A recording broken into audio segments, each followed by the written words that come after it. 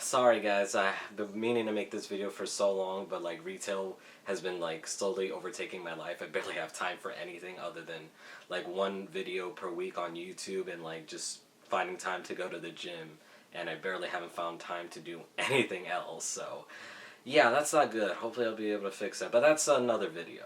God, I need a vacation. Now, most of you who follow me on Instagram and Twitter already know these news, but for those who don't follow me on either platform, I'm able to afford top surgery now, and I will be getting top surgery very soon in the coming months. Bam!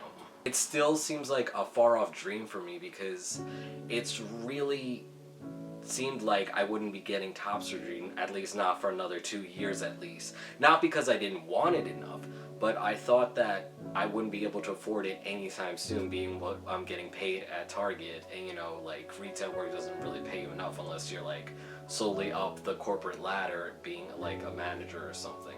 So I didn't think like anytime soon I'd be getting it. But now, in just the span of a couple of weeks, I'm able to find out that I'm able to afford it now, and it's crazy. And I'm still like scrambling to get everything in order because this takes a lot of planning that I didn't even expect that would be happening anytime this year. I hoped it would happen in 2017, but I didn't think it would actually happen. Now, a lot of you have asked me like, how did this happen? How did I come in this to able to afford top surgery? And so I thought I would take the time in this video to tell you how I came about this and how this happened and how I'm able to afford top surgery and what my next steps would be. A couple of months ago, back in 2016, there was a surgery fund called Point of Pride Surgery Fund, basically for people of transgender or gender non-conforming experience to go and apply for the fund and be able to afford like the remaining balance that they need to afford whatever gender affirming surgery they need, whether it's top surgery, phalloplasty, vaginoplasty, or maybe metoidioplasty, whatever the case may be. It was an option for those who otherwise couldn't be able to afford it any other way, whether through saving or trying to pitch pennies or whatever, and I was just happened to be one of those people. So I thought this might be my year. Who knows? It could happen. You know, I had a little faith inside my heart thinking like maybe 2017 will be the year, because I also had the same goal for 2016 being my year for top surgery, and 2016 just passed me by. So in any case, I applied to this. I wrote like a heartfelt message. My friend even vouched for me, wrote me a recommendation letter, which to this day I'm keeping near and dear to my heart. So a special shout out to Quentin for helping me make this happen. He also gets first dibs on my post-op chest when that actually happens. But in any case, it was really a big thing for me, and I know better to not get my hopes up because I'm not the only one who wants this gender affirming surgery. There's a lot of people out there, especially in this day and age under the Trump administration, where people are scrambling to get everything done because who knows what healthcare is going to be for trans people in this day and age, especially with the Trump Healthcare Act being what it is, but that's another video. Let's not get too political. So I applied. I've been hoping beyond hope that I might be one of the finalists to write an essay and hopefully be one of the lucky few who gets their top surgery covered. I only needed a little bit left. It was about like $1,400 more dollars that I really needed, because surgery in the US costs money unless you were lucky enough to get it covered by your insurance, or your parents are able to pay for you, or you just saved a lot of money, or you just won the lottery or something.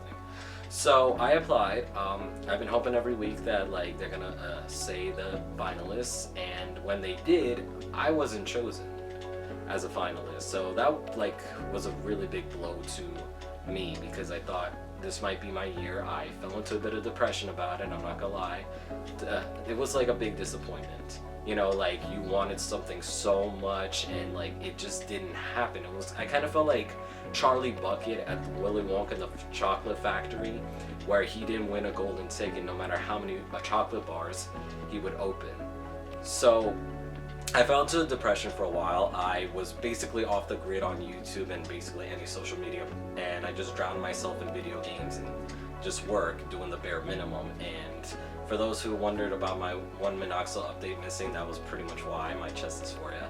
And I was just like really sad. I didn't want to talk to anybody. I followed a lot of people on Facebook, especially those who were post-op and they were posting their post-op pictures or talking about how their top surgery is coming up in a few weeks. It was really triggering for me. Like, I was happy for those people, but at that time I didn't want to see it because that was not me.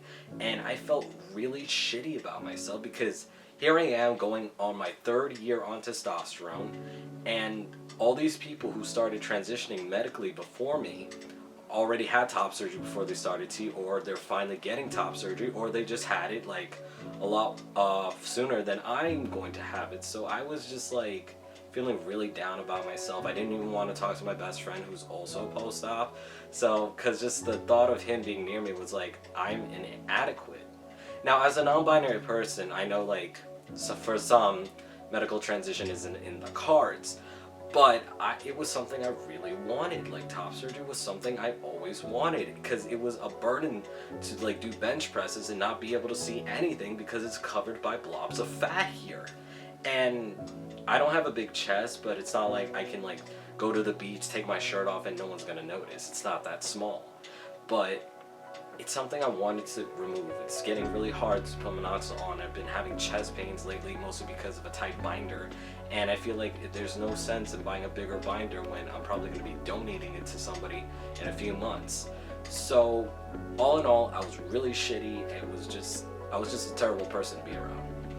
But thankfully, I got out of it. I did contemplate suicide for a bit because it was that damaging. Because chest dysphoria was kind of rare, but when it hits me hard.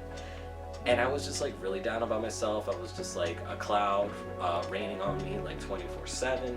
But I managed to get out of it with the help of some friends who did more than just like reach out and say, I'll be there for you. So thank you so much to those people who stood by me even in the worst of times. Because everybody needs a little help. They do. So fast forward a couple weeks later, I get contacted by someone from Point of Pride to talk about my surgery application.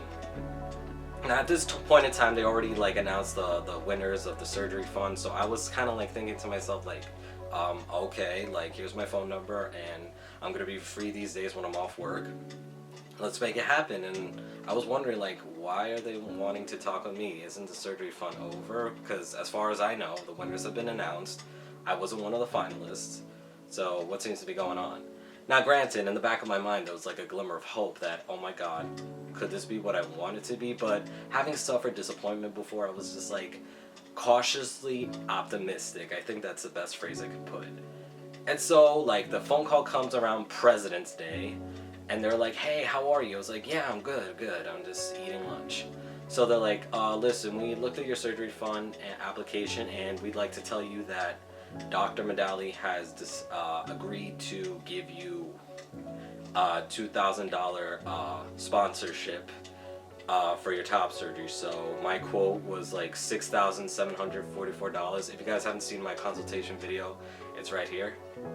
And so that would make it $4,744, and I had like already $5,600 already like saved up at this point in time. So and just taking $2,000 off, I was suddenly able to afford top surgery. I was like floored. In the span of a phone call, my hopes literally like revived itself. I was like, wait, could you say that again? Because I felt like I was dreaming and I'm gonna wake up and I'm gonna feel really shitty about myself again. But I like washed my face right after that phone call and I was just like, I'm getting top surgery.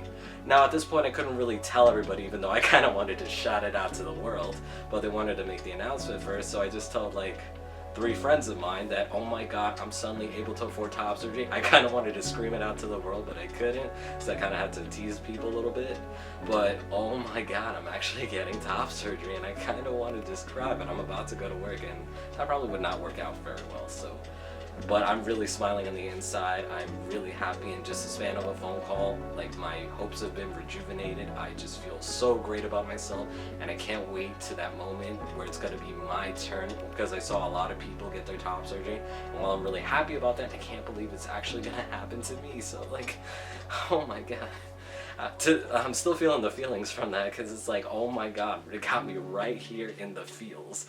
Oh my god, I can't, like, the relief I'm feeling. And at that point, I told myself, well, since I'm going to be getting top surgery in a couple months, why don't I just stop leaning out and start bulking again, because I know I'm going to be losing muscle for 6 weeks, then I'm going to be out of commission to, you know, weight lift and all that. So I'm now dedicating to bulking, so like when I see my chest, I can actually see it for the first time and not have it blocked by blobs of fat chest tissue and everything. So all in all, I'm really happy.